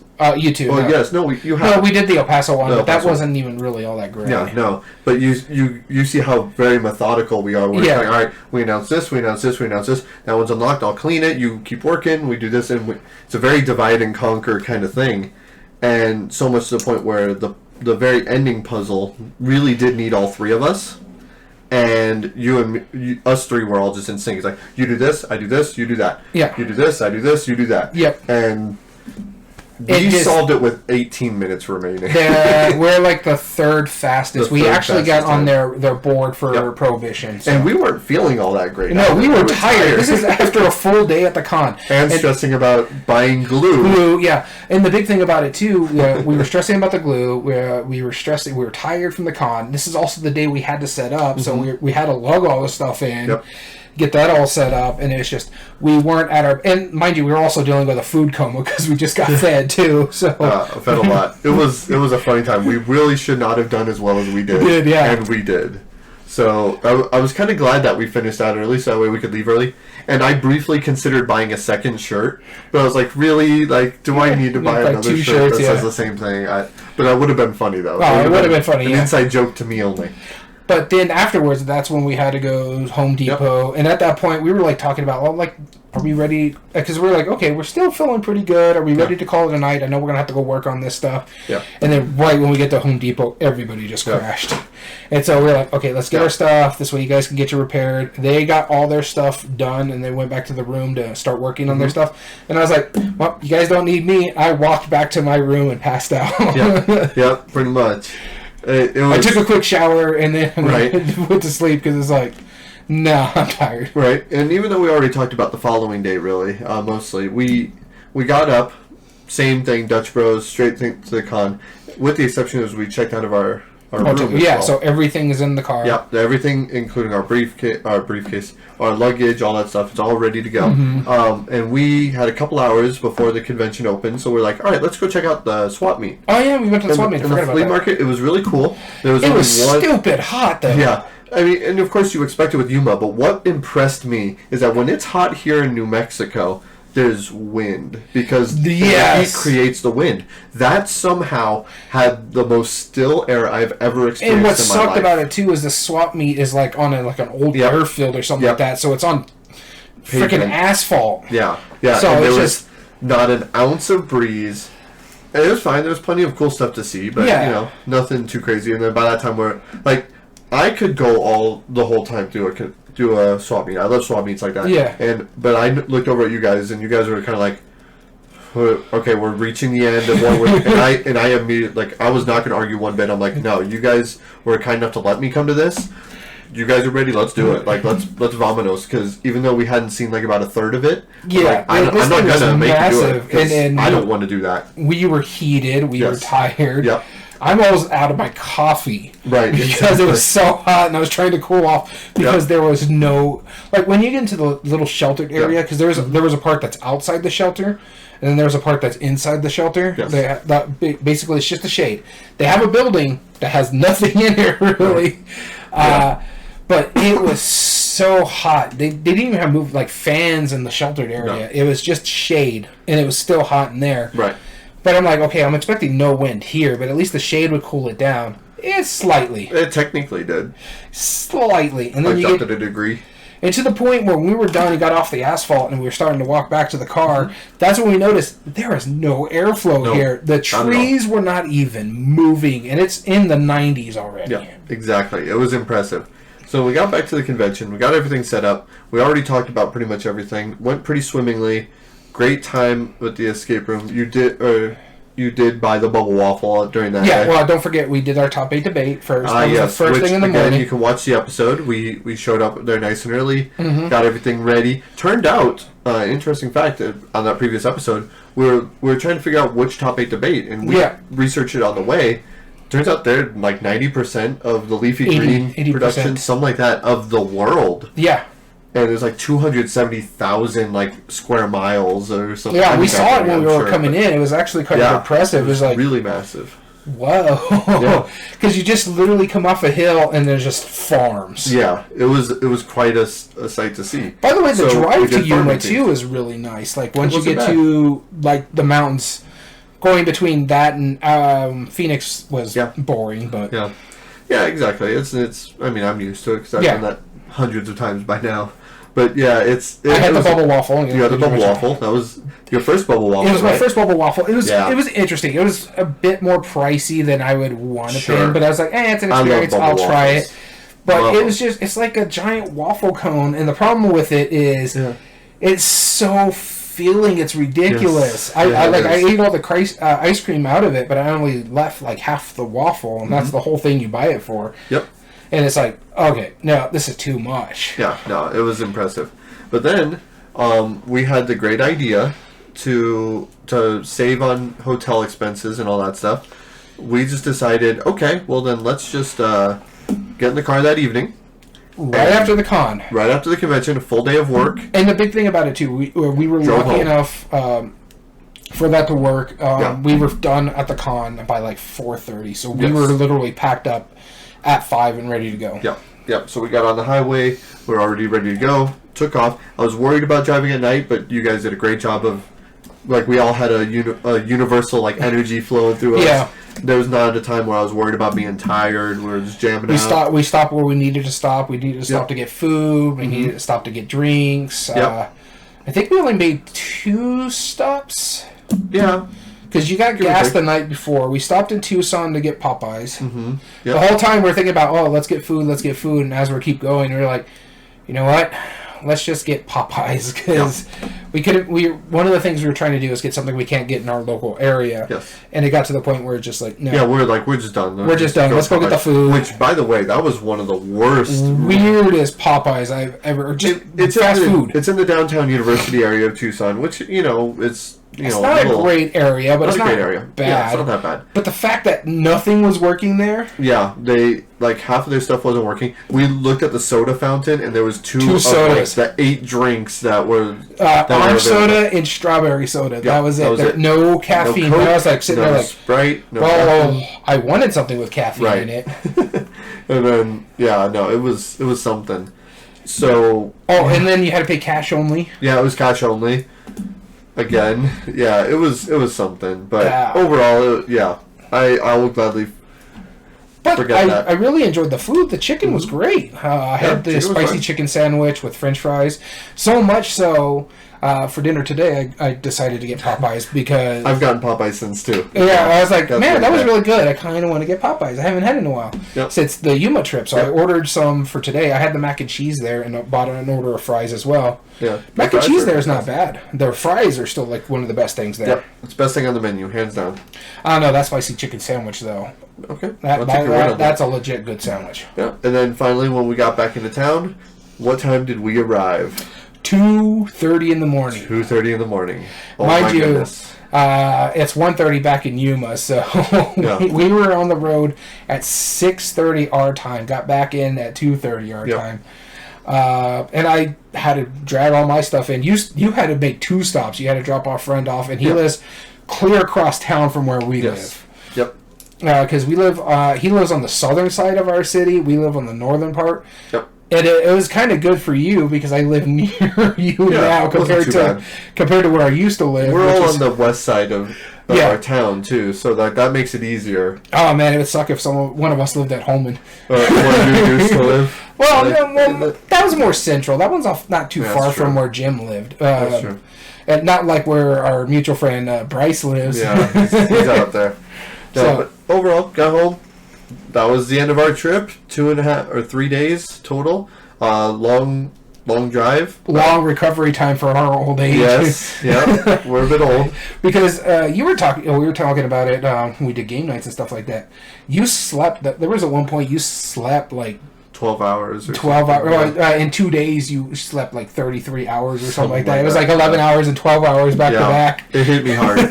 Don't get me wrong. It hit me hard. And the thing is, I had to take care of like stuff around the house too. So I woke up like that Monday. I was up at 8 o'clock. So I crawled into bed at 2:30. And I was up at 8 because I had to do stuff in the yard, take care of the dogs. Because I still have a 7-month-old, or no, he's 10 months now, puppy in the house. So it's just acts like a 7-month-old. Let me tell you. So it's been a great time though. I had a good time at Yuma. If you had to rate it at a 1 to 10. How would you rate the full experience or the trip in total? Trip in total. I would rate it an 8. I had a great time. Okay. Other than the briefcase thing. That stressed us more out than you did. You were just kind of like, wow. Well, it kind of stressed me out because my buddies were stressed out because this is their job, or it's their business, not their job, but they worked, and I know how hard you guys worked on it because I play tested one of them. I know. You saw the simple one, and you were kind of like, and we're gonna avoid spoilers at all costs, but like you saw how some of the inner workings of the big one, and you were just kind of like, oh my god! Oh yeah, that thing. I was like, I will gladly help you guys with the smaller one. That big one would be stressful. We're pretty good at it by now. Yeah, but you also created it. You know it like the back of your hand. The big thing about the big one, too, though, is that you guys still needed your cheat sheet to help you reset it. Yeah. Because it's been a while since you guys did it. We could have done it without, but we wouldn't need that much help. But I'm just in there like... Yeah. No, and we definitely needed the first few times because it had been a while since we ran it. And the big thing is, I really enjoyed the interaction while you guys were taking care of that. I was getting all the people signed up for you, and then it's not, when this airs, it's not on Kickstarter anymore. But we were also talking about your board game that's up on Kickstarter as of recording. It will end on the 27th, which I think will be 25th. After, or the 25th. So yeah, it will air after this or it will be done after this episode. So, guys, if you're watching us live, go check it out. I'm going to put a link in the chat again. Yep. And as far as our contest goes as well, we are going to be picking a winner for that probably on the next episode. Yes. We are waiting for it just for a little bit, just because we want to make sure everything's And the thing is it's been that we were also, there was a lot of traveling involved when we started the con. We should have done that giveaway a little bit better, just... Yeah, c'est la vie. Yeah, it is what it is. But all in all, it was a great time. We had a great time on that trip. So, with that being said, what would you rate that trip? I would rate it 6.5. 6.5? Yeah, 6.5 compared to the other times that we've done escape rooms and conventions and stuff before. Mainly because of ants. That's what dropped it down from a 7. And See, the ants didn't bother me. Oh, they bothered me a lot. I really dislike that. And we're kind of quickie. And then driving 8 hours after a convention, I really wish that we wouldn't do that. But, you know, c'est la vie. I'm glad we got home safely on top of that. I didn't mind that at all. Yeah. And like I told you, I would have been more than happy to drive because I'm actually a good night driver up here, which is shocking. Yeah, absolutely. Well, it's not that shocking, but all right. Well, no, because people with astigmatisms are not supposed to be good night drivers. Right. And I have astigmatisms. I'm starting to think I might almost because I don't know. I'm not the best night driver, but I'm not bad. I could tell you. I could tell you if you're a good or if you're having astigmatism if you want to know. Well, we'll figure it out after the episode here. Well, it's simple. Do you see stars in headlights or traffic lights when you're driving by them at night? They sparkle like a star, so you see like 4 points coming out of them. I don't remember. Well, next time you're driving at night and you see lights, notice if they make a star pattern. Okay. That means you have an astigmatism. Interesting. Oh, okay. Learned something new.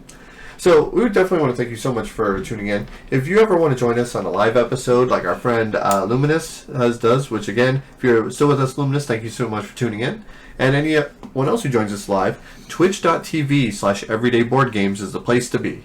As well as you can find all video re-uploads on YouTube at Everyday Board Games 2020. And if you like what we do, there are 3 things you can do to help us grow on that platform. Subscribe if you're not. Like the video, and comment down below and tell us your thoughts on the subject.